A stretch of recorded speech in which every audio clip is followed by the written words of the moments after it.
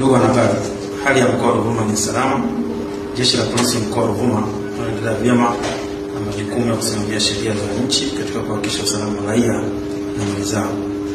Napenda kutoa taarifa ya kupotea kwa Padri Camillus Nikata kama ifuatavyo.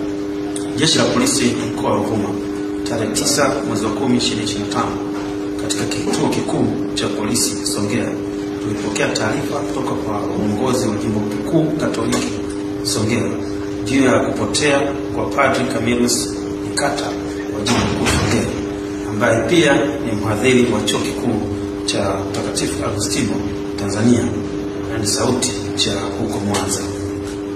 Taarifa kamili ni kwamba Padri Nikata ambaye ni mwenyeji wa Songea sehemu inaitwa Hanga alifika Songea tarehe 3 mwezi wa 10 2025 akitokea Dodoma, huko akiwa na mhadhiri mwenzake ambaye ni padri wa jimbo la Songea, na kufikia katika nyumba ya mapadri ya St.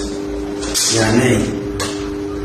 Ilipofika tarehe 7 mwezi wa 10 2025 majira ya jioni, Father Camillus Nikata alionekana na father mwenzake akiwa katika mtaa wa Kanisani kwenye barabara kuu, akiwa amebeba kibegi kidogo mkononi akielekea stendi ya zamani ya mabasi ya Mfaranyaki, na kutokea tarehe hiyo hakuweza kurudi mahali alipokuwa amefikia, yani jimboni.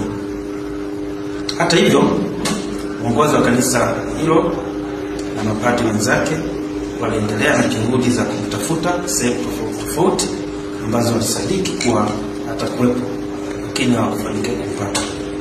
Ndipo ilipofika tarehe 9 mwezi wa 10 2025 waliweza kutoa taarifa ya kutoonekana kwa Padri Nikata tangu tarehe 7 mwezi wa 10 2025. Jeshi la polisi mkoa wa Ruvuma limepokea taarifa hiyo na limeanza kufanya upelelezi wa kina wa kumtafuta Padri Nikata, na tutakuwa tunatoa taarifa ya mara kwa mara wakati upelelezi huu unavyoendelea.